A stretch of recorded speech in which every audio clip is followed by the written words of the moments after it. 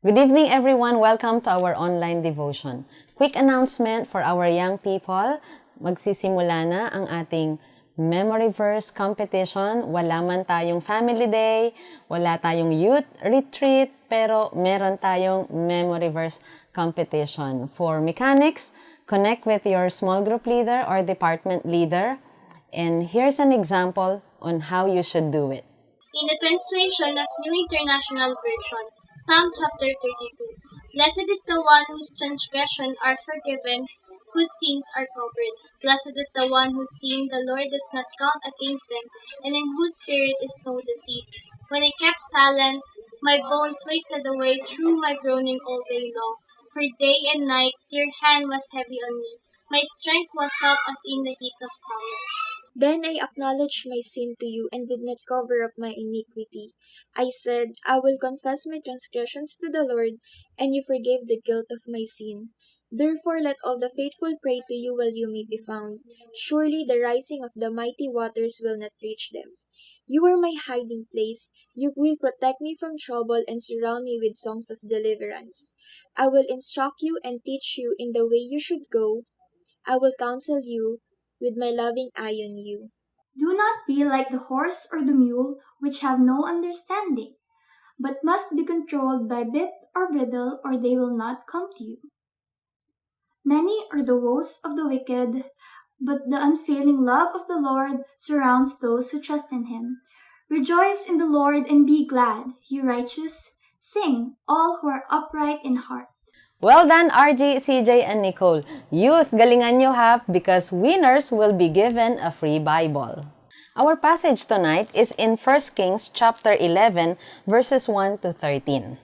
Now, King Solomon loved many foreign women.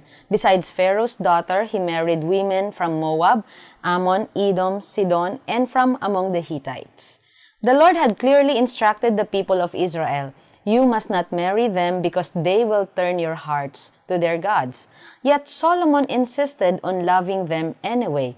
He had 700 wives of royal birth and 300 concubines, and in fact, they did turn his heart away from the Lord.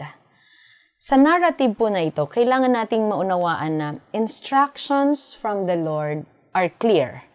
At sabi dito, yung binigay niya sa kanila, sa Israelites at kay Solomon, you must not marry them because they will turn your hearts to their gods. Pero ano po ang ginawa ni Solomon? Yet Solomon insisted on loving them. So, kapag hindi po tayo nakinig sa instruction ng Panginoon, we insist our own way, yun po ay nagpapakita na we are not willing to yield or magpasakop, mag-submit sa kalooban ng Panginoon. Verse 4, in Solomon's old age, they turned his heart to worship other gods instead of being completely faithful to the Lord his God, as his father David had been. So ito yung ayaw ng Panginoon na mangyari po.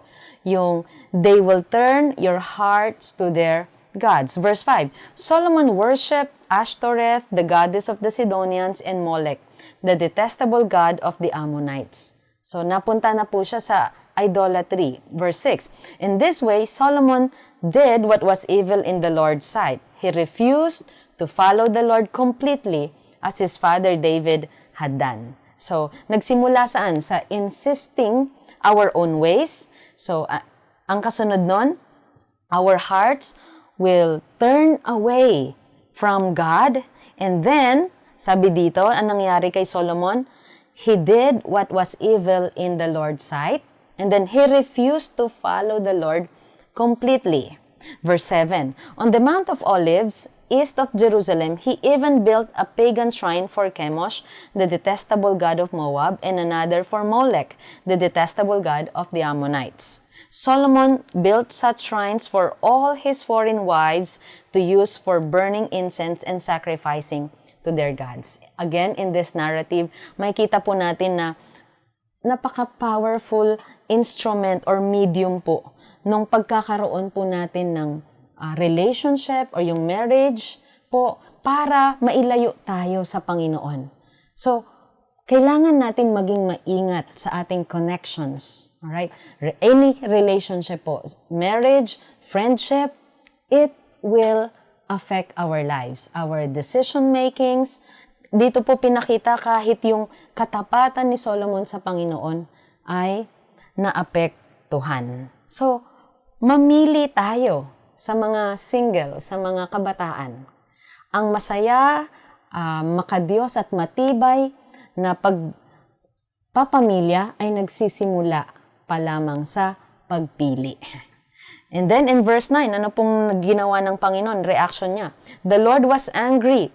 The Lord was very angry with Solomon, for his heart had turned away from the Lord, the God of Israel. So pwede tayong ilayo ng isang tao, ng ating mga connections, kaibigan sa Panginoon. Pwedeng ma-turn yung heart, yung faithful, yung strong, yung godly heart natin away from the Lord. So sabi dito, for his heart had turned away from the Lord, the God of Israel, who had appeared to him twice. Okay? So kahit gaano pa katibay, dito, sinabi dito, who had appeared to him twice. Nagpakita pa ang Panginoon kay Solomon, kinausap siya.